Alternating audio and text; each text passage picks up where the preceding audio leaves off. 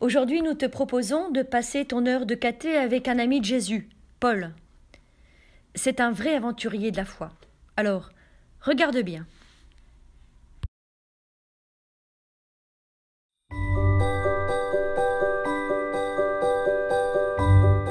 Aujourd'hui, je vais te parler d'un ami de Jésus qui a beaucoup voyagé.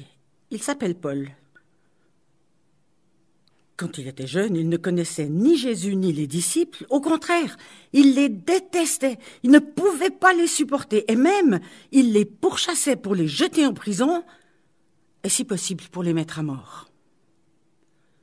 Mais un jour, où il était en train de poursuivre les disciples, Jésus lui est apparu sur la route et il l'a arrêté. Depuis ce moment, Paul a complètement changé. Lui aussi est devenu ami de Jésus. Et il disait partout, « Jésus, c'est le Fils de Dieu, c'est une bonne nouvelle pour tout le monde. » Comme je t'ai dit tout à l'heure, Paul a voyagé pendant plusieurs années, à pied, en bateau, avec des amis, pour parler de la bonne nouvelle de Jésus, le Fils de Dieu qui est venu dans le monde. Il avait tellement changé, Paul. Mais à Jérusalem, beaucoup de gens le détestaient. Ils n'étaient pas d'accord avec lui. Ils n'avaient qu'une envie, c'est qu'il disparaisse et qu'il meure. Aussi, quand Paul est rentré d'un voyage pour Jérusalem, ils ont monté une manifestation, ils l'ont attrapé et le gouverneur romain l'a mis en prison. Pourtant, Paul était innocent, comme Jésus d'ailleurs. Finalement, le gouverneur romain a décidé d'envoyer Paul à Rome. Rome, c'est là où il y a l'empereur, et l'empereur pourrait le juger directement à Rome pour savoir si oui ou non il était coupable. Mais aller à Rome, c'est un immense voyage en bateau, un voyage de plusieurs semaines, voire de plusieurs mois. On a donc emmené Paul avec des soldats romains pour le garder, et plus d'autres prisonniers, en voyage pour Rome, sur un bateau. Alors c'est un grand voilier qui n'avance qu'avec l'aide du vent, et pour ça on ne peut pas naviguer n'importe quand. Là c'est juste la fin de l'été, c'est peut-être encore juste le bon moment pour partir. Tout le monde est monté à bord. La navigation était difficile. Ce qui fait que dans le premier port, ils se sont arrêtés et ils ont changé de bateau. Peut-être qu'il était plus gros, peut-être qu'il naviguait mieux. Tout le monde a pris un nouveau bateau et hop, de nouveau, ils sont repartis le long de la côte. Ouh, mais la navigation était difficile. Le bateau était trop chargé. Alors ce qu'ils ont fait, ils ont pris tous les bagages et ils les ont jetés à la mer pour alléger le bateau. Mais on a perdu beaucoup de temps. Et l'automne était déjà là, et la navigation était de plus en plus difficile. Ça commençait à devenir dangereux pour aller jusqu'à Rome. Alors Paul a donné des conseils au capitaine. Il lui a dit, écoute, ça me paraît vraiment trop dangereux pour aller jusqu'à Rome maintenant. On pourrait s'arrêter dans un port, passer l'hiver et repartir au printemps. Mais l'officier romain faisait plus confiance au pilote qu'à Paul lui-même. Ce qui fait qu'ils ont quand même décidé de repartir parce que le port où ils étaient arrêtés n'était pas très bon pour passer l'hiver. Je crois qu'ils auraient mieux fait d'écouter les conseils de Paul parce qu'au moment où ils se sont mis à traverser la Méditerranée, le vent s'est mis à souffler en tempête. Le bateau était ballotté de droite, de gauche, en avant, en arrière. C'était une tempête incroyable. On dit même que pendant plusieurs jours, on n'a pas vu le soleil, on n'a pas vu la lune et on n'a pas vu les étoiles. Alors les marins ont jeté la grande voile à la mer. Ils ont jeté le mât aussi, de manière à ce qu'il ne casse pas. Et ils ont continué d'avancer tant bien que mal. Et le vent soufflait, et le vent gémissait, et il y avait des nuages. Je suis sûre qu'il devait pleuvoir aussi, c'était affreux, quoi. Est-ce que Paul avait peur? Sans doute, comme tout le monde, il y avait presque 300 personnes sur ce bateau. Je suis sûre que la moitié avait le mal de mer et vomissait par-dessus bord. Peut-être que Paul aussi, d'ailleurs. La différence, c'est que Paul savait qu'il devait aller jusqu'à Rome. Et il avait confiance en Dieu, confiance dans le Jésus de la bonne nouvelle. Il arriverait à Rome. Au milieu de la tempête, une nuit, Paul a fait un rêve. Il y a un ange qui est venu pour lui donner du courage.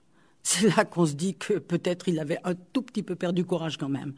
Il est venu pour lui donner du courage et lui a dit « Écoute Paul, tu iras à Rome, pas de problème. Ça prendra du temps, mais tu y arriveras. Et en plus, ce que je te dis, c'est que personne ne perdra la vie dans la tempête.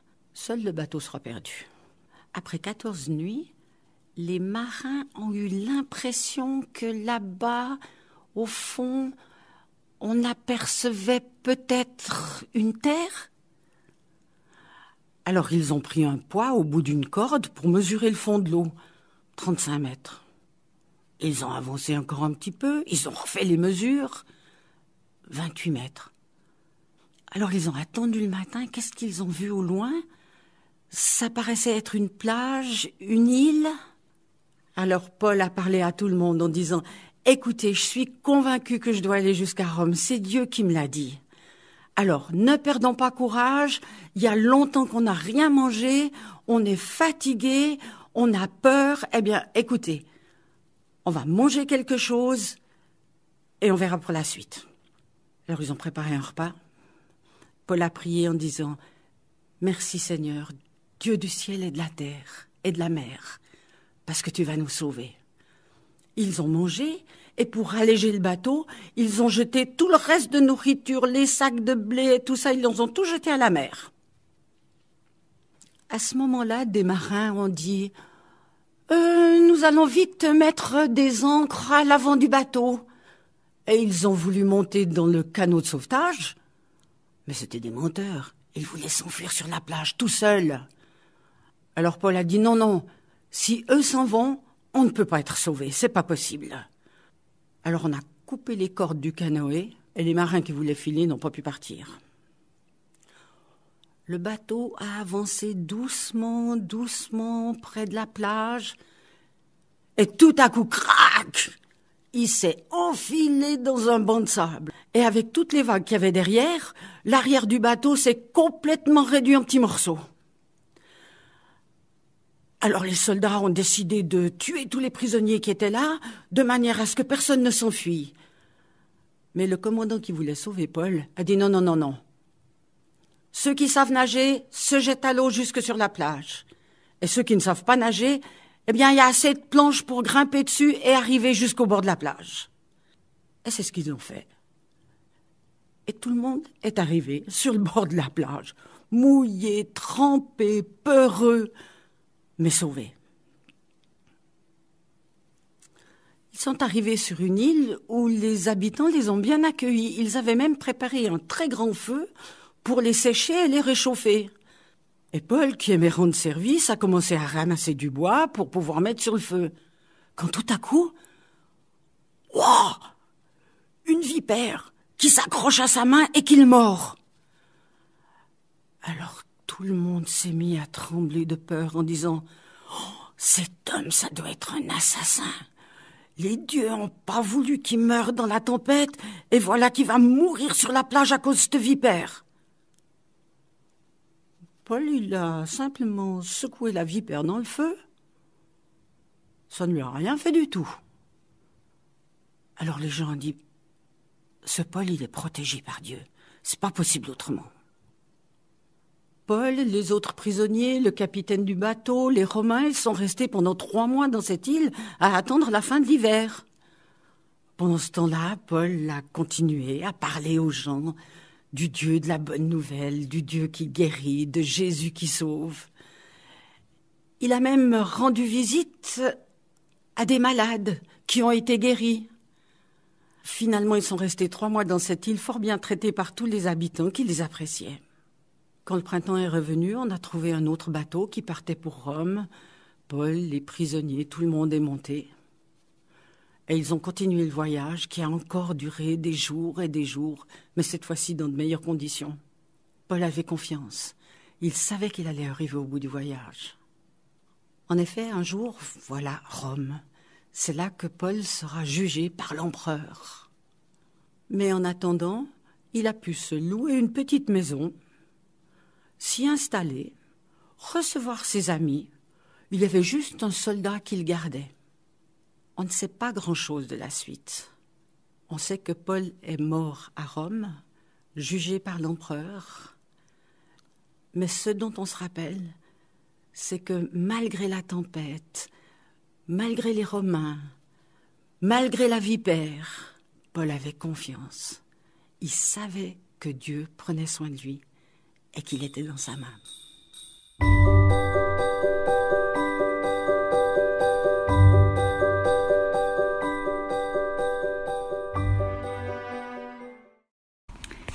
Tu viens de regarder une vidéo de la vie de Paul.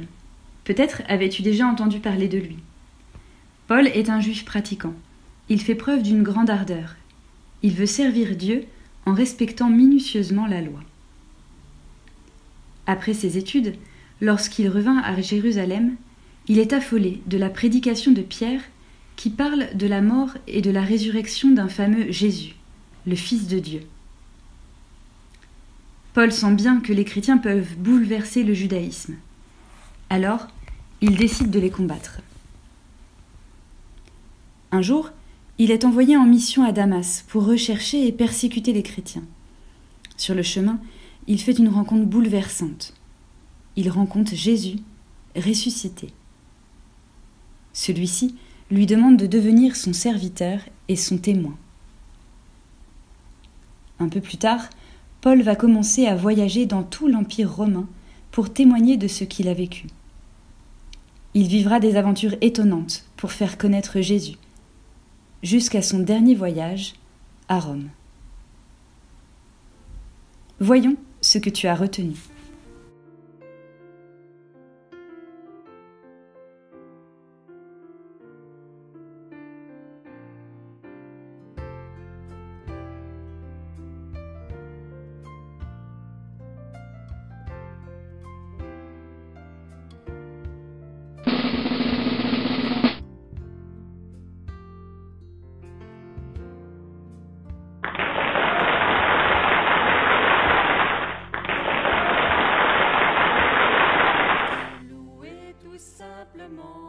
Parce que tu es Dieu, te chanter comme un enfant, parce que tu es Dieu, poser ma tête sur ton cœur, et se moque de moi, te suivre tout simplement, j'ai confiance en toi. Comme un enfant, j'ai confiance en toi. Apprends que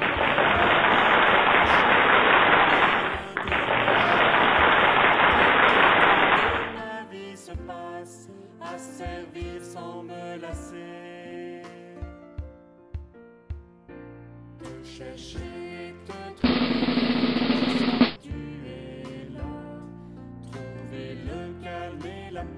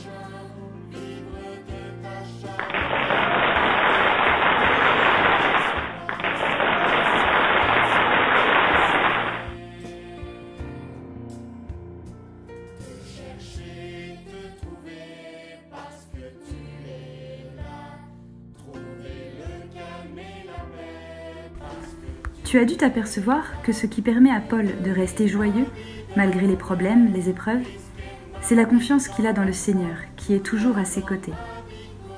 Et toi, t'es-tu déjà posé la question ?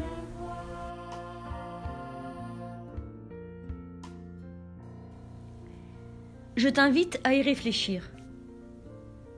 Fabrique d'abord un bateau en origami, puis inscris les réponses sur ton bateau. À qui fais-tu confiance et pourquoi ? As-tu déjà vécu des situations difficiles où, en faisant confiance à quelqu'un, tu as réussi à t'en sortir ? Et faire confiance à Dieu, ça veut dire quoi pour toi ?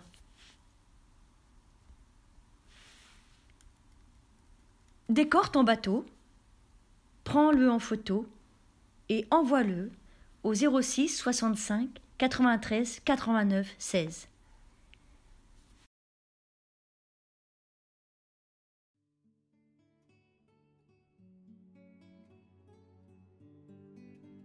Je te propose maintenant de prendre un temps de prière et de repos dans les bras du Seigneur. Au nom du Père, du Fils et du Saint-Esprit. Amen.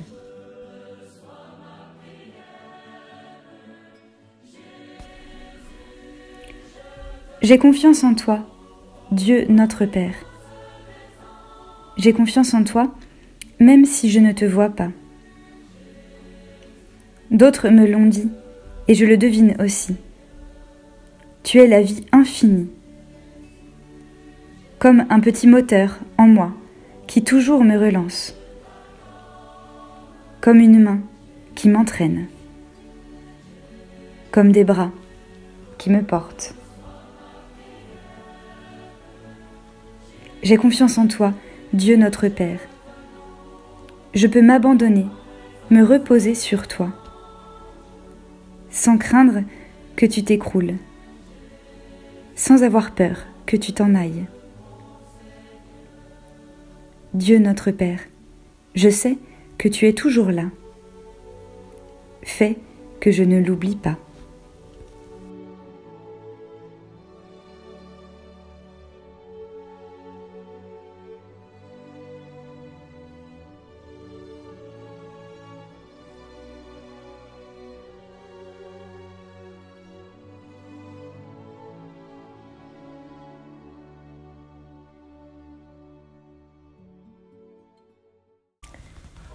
Notre Père, qui es aux cieux, que ton nom soit sanctifié, que ton règne vienne, que ta volonté soit faite sur la terre comme au ciel. Donne-nous aujourd'hui notre pain de ce jour. Pardonne-nous nos offenses, comme nous pardonnons aussi à ceux qui nous ont offensés, et ne nous laisse pas entrer en tentation, mais délivre-nous du mal. Amen.